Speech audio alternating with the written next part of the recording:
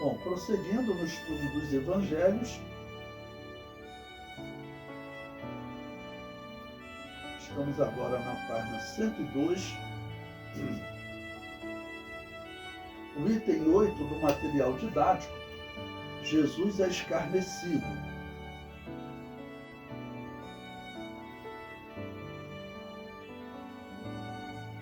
Bom, nessa nossa sequência, sempre lembrando, fique com a sua Bíblia aberta, que nós vamos ler vários versículos, já que nós temos 3 evangelistas contando esse momento. Eu vou começar por Marcos, capítulo 15, versículo 16. Porque ele começa localizando bem aonde que Jesus é levado. Ele está no palácio de Pilatos, né? Onde está sendo o julgamento.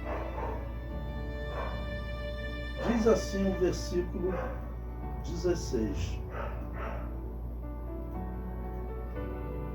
E os soldados o levaram para dentro do palácio, a sala da audiência, e convocaram toda a corte.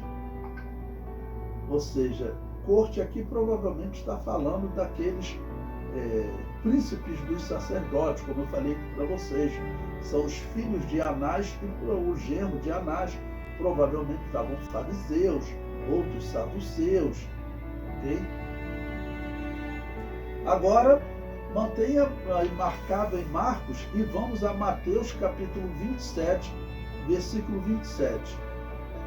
E logo os soldados do governador, os soldados de Pilatos, conduzindo Jesus à audiência, reuniram junto dele toda a corte e, despindo, o cobriram com uma capa de escarlate, semelhante ao que Herodes tinha feito, né?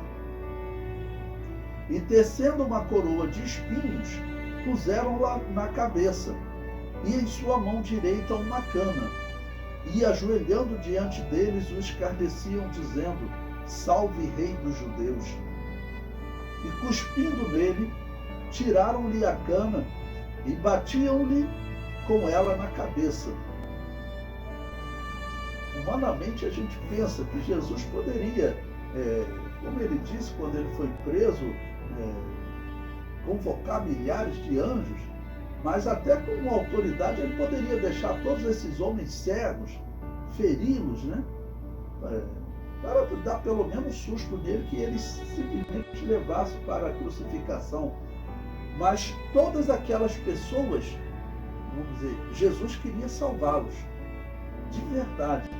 E diz a história, né? Existe a história que teve soldados que chegaram a se converter, tá bom?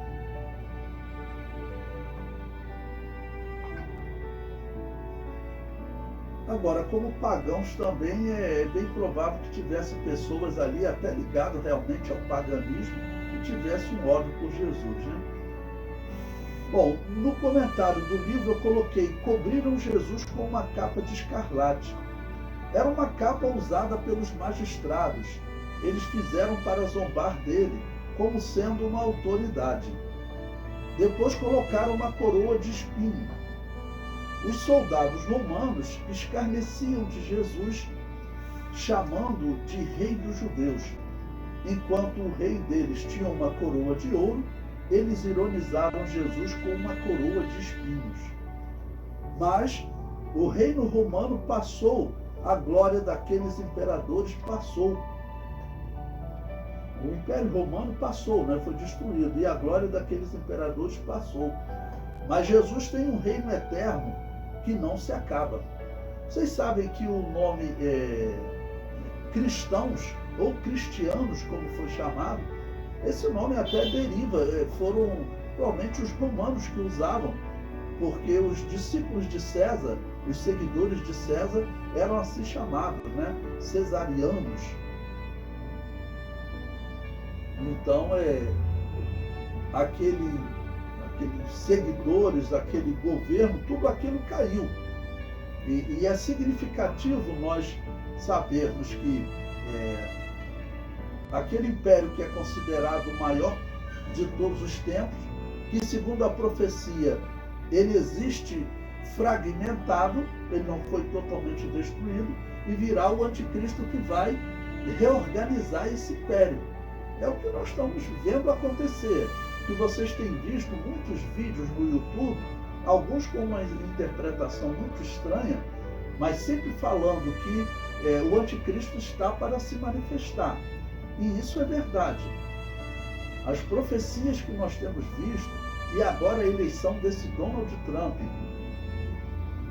um homem que ele, quando esteve no governo, coordenou diversas alianças de Israel com os árabes. Ele agora voltando ao governo, essas alianças retornarão. E você pode pesquisar. É o que os cristãos sempre pregaram. Ok? Continuando. Jesus foi cuspido, esbofeteado. Tudo isso Satanás fazia para que ele não bebesse o cálice que salvaria a humanidade. Mas ele prosseguiu para salvar a humanidade. Então, irmãos, em todo esse momento, Jesus Cristo ele está, vamos dizer, sendo atingido, certamente pelo ódio, violência natural daqueles soldados, mas certamente havia ali também a influência do demônio para que ele fosse, no máximo, humilhado. Existe uma divisão entre os intérpretes sobre essa ação de Satanás. Satanás queria que Jesus fosse morto, ou ele queria impedir que Jesus fosse morto. Certamente Satanás sabia que a morte de Jesus era a condenação do reino de Satanás. Então, o natural é nós interpretarmos que Satanás ele não queria que Jesus morresse. Sendo assim, nós podemos interpretar tudo que os homens falam para Jesus ou fazem com Jesus como ações que Satanás estaria usando para ver se Jesus desiste daquela morte. Porque Jesus falou claramente para os apóstolos e muito provavelmente Satanás sabia. A morte dele na cruz era a destruição de Satanás. Era a destruição do reino dele. E era a salvação da humanidade. Então, por isso, essa interpretação de que Satanás queria impedir a morte de Jesus na cruz. Né? Bom, ainda em Mateus, capítulo 27, versículo 31, diz o seguinte: E depois de o haverem escarnecido, tiraram-lhe a capa, vestiram-lhe as suas vestes e o levaram para ser crucificado. Bom, o local que a Bíblia diz da crucificação, ele fica a cerca de 500, 600 metros do que é identificado hoje, onde ficava o palácio de Pilatos. Tá bom? Ele vai ser levado para o local chamado Lugar da Caveira, fora da cidade, né? Então são cerca de 500, 600 metros e Jesus teria que levar essa cruz. É uma distância considerável você carregando aquele peso, né?